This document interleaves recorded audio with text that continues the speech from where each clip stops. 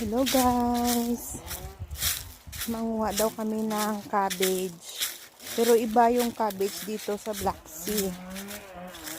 Maya ano ko sa inyo, pakita ko sa inyo kung anong cabbage dito.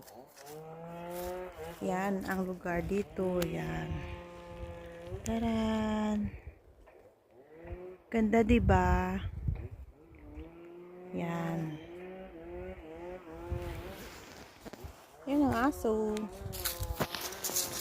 Guys, punta tayo sa baba. Yan, baba tayo. Mauna talaga yung aso ko. Baba tayo guys. Kahit mainit, malamig pa rin. Haba naman ito. Ayan. Yan. Yan guys, pagkita ko sa inyo yung cabbage dito. Ayan. Yan ang cabbage. Yan. Kinakain yan dito.